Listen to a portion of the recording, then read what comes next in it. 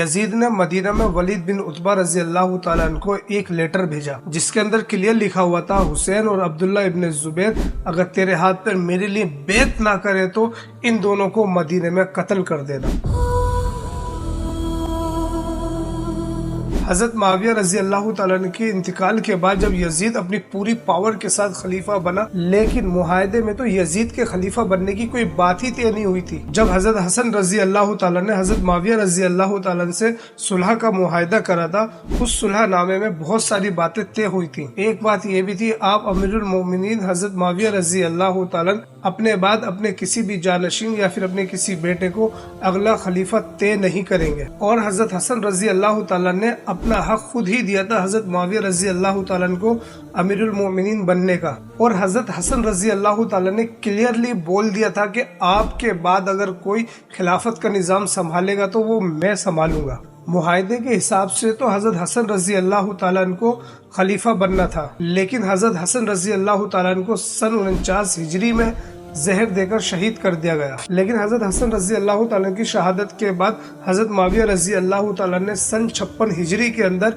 ये फैलाना शुरू कर दिया अपनी खिलाफत में कि अगला खलीफा मेरा बेटा यजीद होगा। फिर उसके बाद सन 60 हिजरी के अंदर हज़रत मुआविया रजी अल्लाह तआला का इंतकाल हो जाता है और उसके बाद यजीद गद्दी नशीन बन जाता है। लेकिन लोगों का मानना यह था कि यह हक यजीद का बनता ही नहीं है, यह हक अगर बनता है तो हज़रत इमाम हुसैन रजी अल्लाह तआला अन्हु का बनता है। लेकिन यजीद के खलीफा बनने को किसी ने भी कबूल नहीं करा, ना ही पसंद करा। अहले मक्का, अहले मदीना, अहले इराक, अहले कूफा वालों ने भी यजीद की खिलाफत को पसंद नहीं करा और यजीद की खिलाफत को मिस्र वालों ने भी पसंद नहीं किया। शाम के लोगों ने यजीद की खिलाफत के खिलाफ कोई आवाज नहीं उठाई क्योंकि वो जानते थे यजीद कितना जालिम है और कितना ताकतवर बनकर आया है, इसीलिए उनकी खामोशी उनकी मजबूरी थी। जबकि हज़रत मुआविया रजी अल्लाह तआला ने अपने बेटे यजीद को नसीहत करी थी, इमाम हुसैन रजी अल्लाह तआला को कभी कोई तकलीफ न पहुंचाना और अगर कोई बात पेश आए तो उनसे उस बात पर दरगुजर कर देना। इस बात को हमेशा याद रखना, वो नवासे रसूल है। लेकिन यजीद ने अपनी खिलाफत को मजबूती से बाकी रखने के लिए अपने बाप की करी हुई सारी नसीहतों को बुला दिया और उन सब नसीहतों को खत्म कर दिया। लेकिन जब यजीद को पता चला कि मेरी खिलाफत को लोग पसंद नहीं कर रहे, अहले इराक ने पसंद नहीं करा, अहले कूफा ने पसंद नहीं करा, यहाँ तक अहले मक्का और अहले मदीना वालों ने पसंद नहीं करा, वो मेरे बदले इमाम हुसैन रजी अल्लाह तआला को खलीफा देखना चाहते हैं, यानी अमीरुल मोमिनीन बनाना चाहते हैं। उसके बाद उसने इमाम हुसैन रजी अल्लाह तआला के कत्ल के मंसूबों को बनाना शुरू कर दिया। किसी भी हाल में इमाम हुसैन रजी अल्लाह तआला को गद्दी नशीन नहीं होने देना है। इसीलिए यजीद ने एक लेटर मदीना मुनव्वरा भेजा वलीद बिन उतबा रजी अल्लाह तआला के पास और कहा, हुसैन और अब्दुल्ला इब्न जुबैर अगर तेरे हाथ पे मेरे लिए बैत ना करें तो इन दोनों को कत्ल कर देना। लेकिन वलीद बिन उतबा रजी अल्लाह तआला जानते थे कि हजरत इमाम हुसैन रजी अल्लाह तआला से रसूल है, दूसरी तरफ अब्दुल्ला इब्न जुबैर हजरत अबू बकर सिद्दीक रजी अल्लाह तआला के नवासे हैं। इसीलिए मदीने के अंदर इन दोनों हजरात को शहीद नहीं करा गया और वहाँ से हजरत इमाम हुसैन रजी अल्लाह तआला हजरत अब्दुल्ला इब्न जुबैर रजी अल्लाह तआला मदीना छोड़कर मक्का की तरफ रवाना। ये सफर शुरू होता है सन 60 हिजरी में। हजरत इमाम हुसैन रजी अल्लाह तआला अब्दुल्ला इब्न जुबैर रजी अल्लाह तआला मक्का पहुँचते अपने तमाम साथियों के साथ। उस वक्त मक्का के गवर्नर है अमर बिन सईद इब्न आस। इमाम हुसैन रजी अल्लाह तआला और उनके सभी साथी मक्का के अंदर अपने वक्त को सुकून से गुजार रहे थे। हजरत इमाम हुसैन रजी अल्लाह तआला के पास कूफा से बहुत सारे लेटर आने शुरू हो गए थे। इन लेटरों का भेजने का सिलसिला 10 रमजान सन 60 हिजरी से शुरू हुआ। कूफा से लेटर भेजने वाले कोई आम लोग नहीं थे, वो बहुत ही खास और इम्पोर्टेंट लोग थे, जिन लोगों के लेटर्स हजरत इमाम हुसैन रजी अल्लाह तआला के पास आ रहे थे और उन लेटर्स में नाम लिखा था हजरत सुलेमान। कूफा के जिस घर के अंदर बैठकर सारी प्लानिंग होती थी यजीद को खिलाफत से हटाने की और हजरत इमाम हुसैन रजी अल्लाह तआला को खलीफा बनाने की, वो घर कोई आम घर नहीं था, वो घर था हजरत सुलेमान रजी अल्लाह तआला अन्हु का, जिनके नाम से हजरत इमाम हुसैन रजी अल्लाह तआला जानते थे, वाकिफ थे। लेकिन लेटर्स आने का सिलसिला एक या दो बार का नहीं, ये बार बार लेटर्स کوفہ سے مکہ کی طرف بھیجے جا رہے تھے حضرت امام حسین کو صرف بلانے کے لیے اور اس چیز کو بتانے کے لیے کہ ہم آپ کے ساتھ ہیں اور ہم آپ کو اپنا نیا خلیفہ دیکھنا چاہتے ہیں۔ لیکن اس سے پہلے حضرت سلیمان رضی اللہ تعالیٰ کون ہے، ان کے بارے میں جاننا ضروری ہے۔ ایمان لانے سے پہلے حضرت سلیمان رضی اللہ تعالیٰ کا نام یاسر تھا۔ انہوں نے مدینہ کے اندر رسول اللہ صلی اللہ علیہ وسلم کے ہاتھ پر ایمان کو قبول کرا۔ پھر جب رسول اللہ صلی اللہ علیہ وسلم نے ان کا نام پوچھا کہ تمہارا نام کیا ہے، تو انہوں نے بتایا میرا نام یاسر ہے۔ آپ صلی اللہ علیہ وسلم نے کہا آج سے تمہارا نام یاسر نہیں سلیمان ہے۔ اس کے بعد حضرت سلیمان رضی اللہ تعالیٰ حضرت علی رضی اللہ تعالیٰ کے بہت ہی وفادار ساتھیوں میں بن گئے۔ سلیمان بن سرد کو حضرت علی رضی اللہ تعالیٰ سے بے پناہ محبت تھی۔ جنگ میں حضرت علی رضی اللہ تعالیٰ کے ساتھ رہ کر دشمنوں کو ان کی جڑوں سے اکھاڑ دیا کرتے تھے۔ حضرت سلیمان ان کے بار بار کوفہ سے لیٹر مکہ پہنچ رہے تھے حضرت امام حسین رضی اللہ تعالیٰ کو بلانے کے لیے۔ تو پھر حضرت امام حسین رضی اللہ تعالیٰ نے فیصلہ کیا چچا زاد بھائی حضرت مسلم بن عقیل رضی اللہ تعالیٰ کو کوفہ بھیجنے کے لیے، اور نصیحت کری تم کوفہ جاؤ اور وہاں جا کے وہاں کے حالات دیکھو اور پھر مجھے بتاؤ کہ وہاں کے حالات کیسے ہیں، اس کے بعد میں فیصلہ کروں گا کہ مجھے کوفہ جانا ہے یا نہیں جانا ہے۔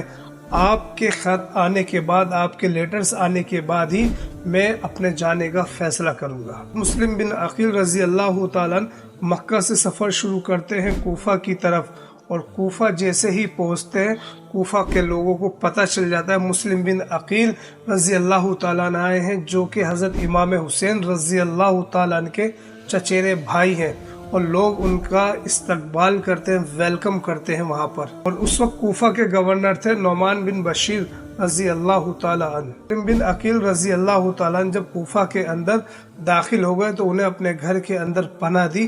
انہیں اپنا مہمان بنانے والے تھے حانی بن حروہ، اور پھر اسی طریقے سے پورے کوفہ کے لوگوں کو پتہ چل گیا امام حسین رضی اللہ تعالیٰ نے اپنے چچا زاد بھائی مسلم ابن عقیل رضی اللہ تعالیٰ عنہ کو کوفہ بھیجا ہے کوفہ کے حالات کا جائزہ لینے کے لیے۔ پورے کوفہ کے اندر اعلان ہو گیا مسلم بن عقیل رضی اللہ تعالیٰ کے ہاتھ پر بیعت کرو امام حسین کے لیے۔ پہلے دن بیعت کرنے والوں میں 12,000 لوگوں نے مسلم بن عقیل رضی اللہ تعالیٰ کے ہاتھ پر بیعت کری، اور دوسرے دن 6,000 لوگوں نے مسلم بن عقیل رضی اللہ تعالیٰ کے ہاتھ پر بیعت کری حضرت امام حسین رضی اللہ تعالیٰ کے لیے۔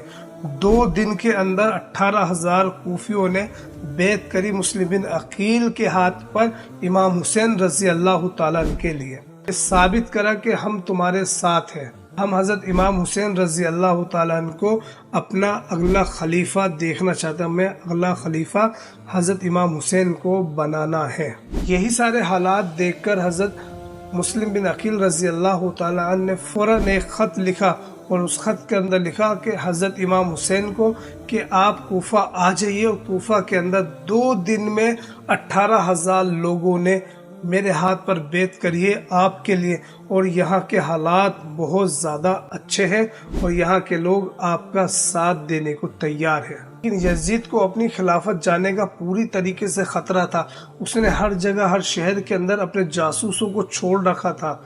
وہی جاسوس کوفہ کے اندر جاسوسی کر رہے تھے کہ کہیں یزید کے خلاف کوئی پلاننگ تو نہیں ہو رہی، کہیں ایسا تو نہیں کہ یزید کو خلافت سے ہٹانے کے لیے یہ لوگ کسی اور کا ساتھ دے رہے ہوں۔ یزید کے جاسوس ہمیشہ کوفہ کے اندر چاروں طرف رہتے تھے جاسوسی کرنے کے لیے، لیکن جاسوسوں کو پتہ چل گیا کہ مسلم بن عقیل کوفہ کے اندر آ چکے ہیں، اور لوگوں نے ان کے ہاتھ پر بیعت کری امام حسین رضی اللہ تعالیٰ عنہ کے لیے۔ جاسوس فوراً کوفہ کے گورنر نعمان بن بشیر رضی اللہ تعالیٰ عنہ کے پاس جاتے ہیں اور کہتے ہیں کہ آپ کے ہوتے ہوئے کوفہ کے حالات کیسے ہو رہے ہیں، آپ اسے روکتے کیوں نہیں؟ آپ کو تو ان سبھی باغیوں کو قتل کر دینا چاہیے تھا، ان کے سروں کو ان کے بدنوں سے الگ کر دینا چاہیے تھا۔ نعمان بن بشیر رضی اللہ تعالیٰ نے کہا کوفہ کے حالات بالکل ٹھیک ہے، مجھے تو ان میں کوئی خرابی نظر نہیں آ رہی، یہاں کچھ غلط نہیں ہو رہا۔ جاسوسوں نے کہا یزید کی زمین پر یزید کے خلاف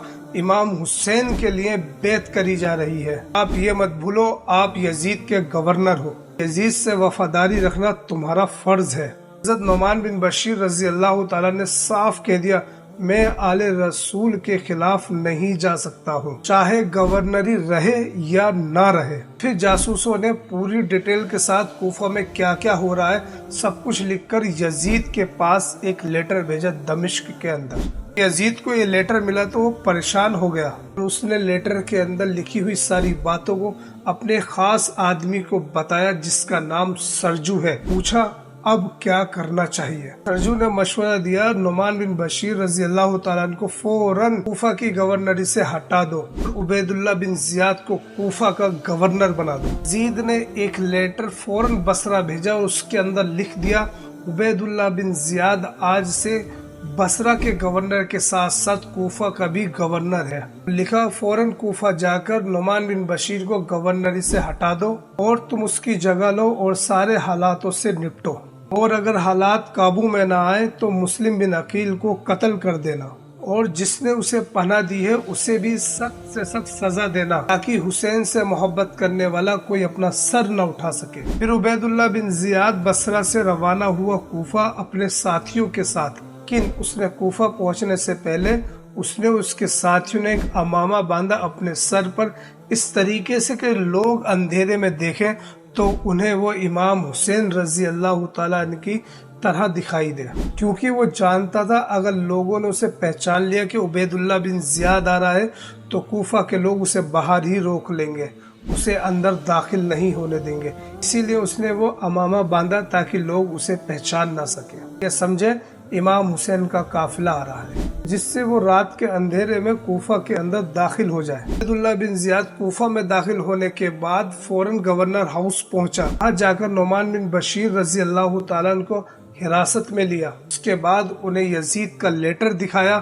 کہ دیکھو یزید نے مجھے یہاں کا بھی گورنر بنا دیا ہے۔ اس کے بعد نعمان بن بشیر رضی اللہ تعالیٰ عنہ کو اریسٹ کر کے انہوں نے جیل میں ڈال دیا۔ اسی وقت عبید اللہ بن زیاد نے کوفہ کے لوگوں کو جمع کیا اور کہا میں عبید اللہ بن زیاد اب سے کوفہ کا بھی گورنر ہوں، میں ظالم باپ کا بیٹا عبید اللہ ہوں، میں بھی بہت ظالم ہوں، اگر تم لوگ میری بات کے خلاف گئے تو ہر انسان کا سر اس کے بدن سے الگ کر دیا جائے گا۔ اور پھر اس نے اعلان کرا مسلم بن عقیل جس گھر میں بھی ہیں اس گھر کا ذمہ دار انہیں لے کر میرے پاس آئے۔ لیکن عبید اللہ بن زیاد کے جاسوسوں نے وہ گھر ڈھونڈ ہی لیا جس کے اندر مسلم بن عقیل رضی اللہ تعالیٰ عنہ تھے۔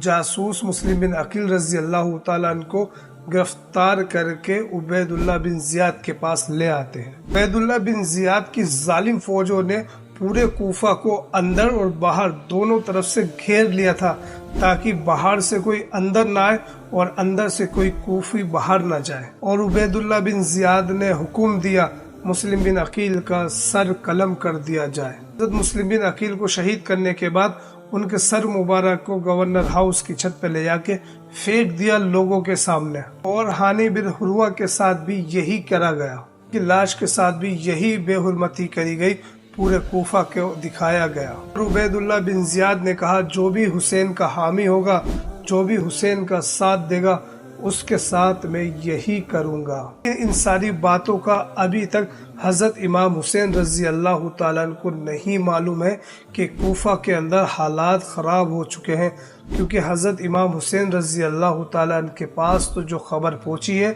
حضرت مسلم بن عقیل رضی اللہ تعالیٰ عنہ کی یہ پہنچی کہ کوفہ کے حالات اچھے ہیں، لیکن چند ہی دنوں کے اندر کوفہ کے حالات بدل گئے۔ حضرت امام حسین رضی اللہ تعالیٰ عنہ کا مکہ سے کوفہ، کوفہ سے کربلا تک کا سفر آگے جاری رہے گا، لیکن اب کیا کریں؟ سبسکرائب